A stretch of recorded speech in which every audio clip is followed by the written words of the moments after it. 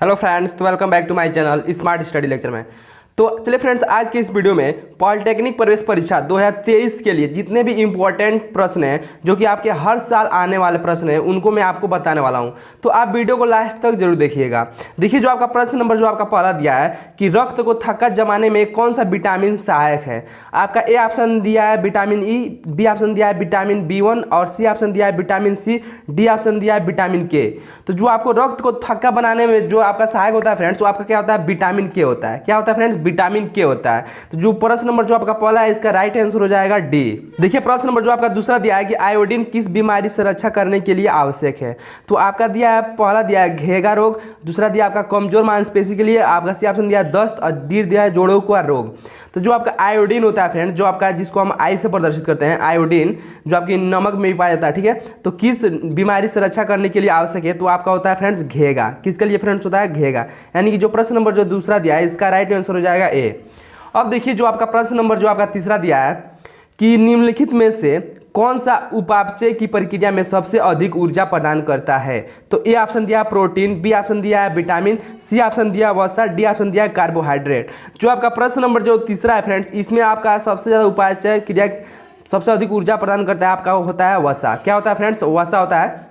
अब देखिए, जो आपका प्रश्न नंबर जो आपका चौथा दिया है, तो जो आपका प्रश्न नंबर चौथा दिया है कि कौन सी प्रक्रिया कार्बन चक्र का स्वाभाविक हिस्सा नहीं है।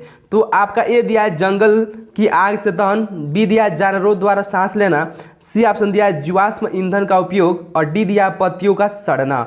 तो जो आपका प्रश्न नंबर जो आपका चौथा है फ्रेंड्स, इसका राइट आंसर हो जाएगा जीवाश्म ईंधन का उपयोग। अब चलिए देखते हैं प्रश्न नंबर पांचवा। देखिए फ्रेंड्स, प्रश्न नंबर जो आपका पांचवा दिया है कि पौधे का जो परिवार आमतौर पर नाइट्रोजन स्थिरीकरण करता है वह है। तो आपको ए ऑप्शन दिया है शंकुधारी पेड़, बी ऑप्शन दिया है समुद्री घास, सी ऑप्शन दिया है फली और डी ऑप्शन दिया है गेहूं।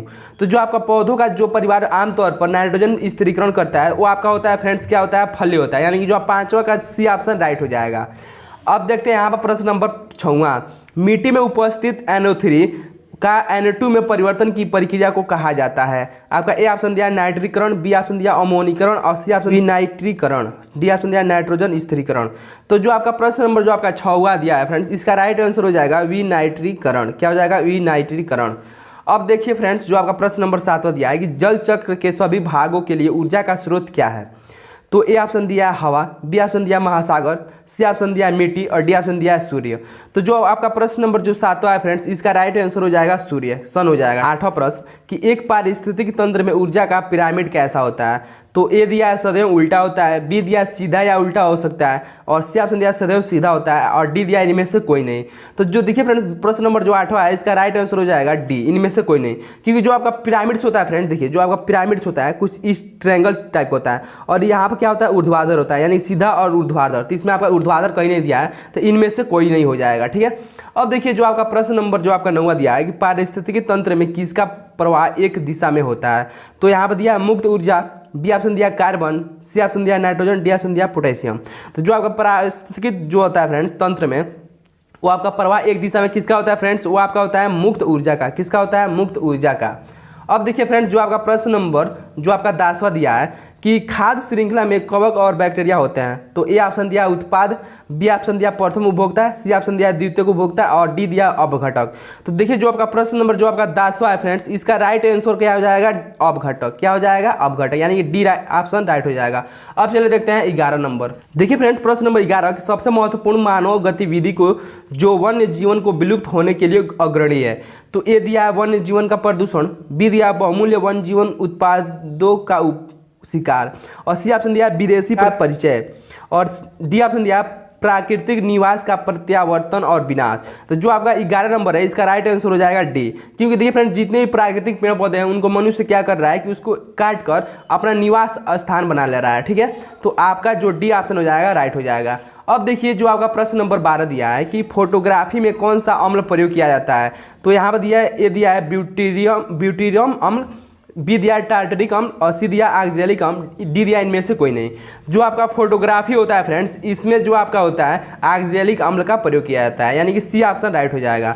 अब देखिए 13 नंबर प्रश्न कि इमली में कौन सा अम्ल पाया जाता है। तो यहाँ पर दिया ए दिया है एसिटिक अम्ल, बी दिया है ब्यूटेरियम अम्ल, और सी दिया है ऑक्सैलम अम्ल, और डी दिया है टार्टरिक अम्ल। तो जो आपका इमली होता है फ्रेंड्स, इमली क्या होता है आपका खट्टा होता है, जो इमली में जो आपका पाया जाता है वो आपका होता है टार्टरिक अम्ल, क्योंकि टार्टरिक अम्ल के कारण आपका इमली क्या होता है खट्टा होता है। अब देखिए प्रश्न नंबर जो आपका 14 दिया है कि अंगूर में, यहाँ देखिए दिया अंगूर में कौन सा अम्ल पाया जाता है। तो देखिए फ्रेंड्स अंगूर भी आपका खट्टा ही होता है। तो देखिए यहाँ पर दिया ए दिया है लैक्टिक अम्ल, और बी दिया टार्टरिक अम्ल, सी दिया साइट्रिक अम्ल, डी दिया एसिटिक अम्ल। तो जो अंगूर होता है फ्रेंड्स इसमें आपका पाया जाता है टार्टरिक अम्ल। क्या होता है फ्रेंड्स टार्टरिक अम्ल हो जाता है, यानी कि जो आपका बी ऑप्शन हो जाएगा राइट हो जाएगा। अब देखिए प्रश्न नंबर 15 कि नींबू खट्टा किस कारण से होता है। तो ए ऑप्शन दिया लैक्टिक अम्ल, बी ऑप्शन दिया एसिटिक अम्ल, सी दिया है साइट्रिक अम्ल, डी दिया है टार्टरिक अम्ल।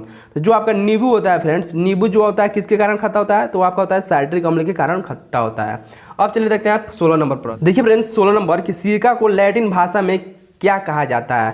तो देखिए यहाँ पर ए ऑप्शन दिया है एसिटम, बी दिया है फार्मिक्स, और सी दिया ऑक्सैलम, डी दिया ब्यूटेरियम। देखिए फ्रेंड्स जो आपका सिरका होता है इसका सूत्र होता है CH3COOH। तो जो आपका सिरका होता है उसका लैटिन शब्द में आपको हो जाता है एसिटम हो जाता है। क्या होता है फ्रेंड्स एसिटम हो जाता है, यानी कि 16 का जो ए ऑप्शन है वो आपका राइट हो जाएगा। अब देखिए जो आपका 17 नंबर है कि शराब का निर्माण किस क्रिया के परिणाम स्वरूप होता है। तो ए दिया उत्प्रेरण, बी दिया है विस्थापन, सी दिया संयोजन, डी दिया किण्वन।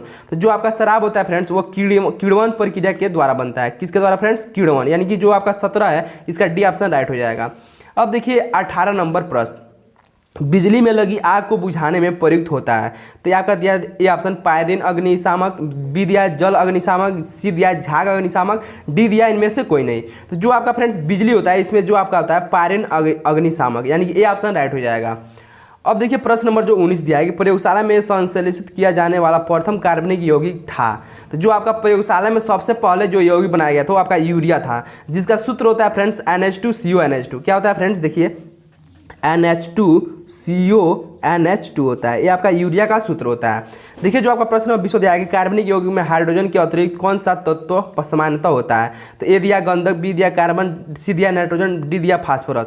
देखिए फ्रेंड्स कार्बनिक यौगिक क्या होता है कि जिसमें कार्बन और हाइड्रोजन होते हैं, यानी कि मेथेन आपका कार्बनिक यौगिक है। तो इसमें बोल रहा है कार्बनिक यौगिक में हाइड्रोजन के अतिरिक्त, यानी कि इस हाइड्रोजन का अतिरिक्त क्या है कार्बन है। तो जो आपका बी ऑप्शन हो जाएगा राइट हो जाएगा। तो आशा करते हैं फ्रेंड्स आज के इस वीडियो में फ्रेंड्स मैंने आपको 20 इंपॉर्टेंट प्रश्न को बताया जो कि आपके पॉलिटेक्निक प्रवेश परीक्षा में आपके 100% आने वाले हैं। तो आप इनको अच्छे से तैयार कर लीजिएगा। यदि फ्रेंड्स आप मेरे चैनल पर सब्सक्राइब कर लीजिएगा। Thank you.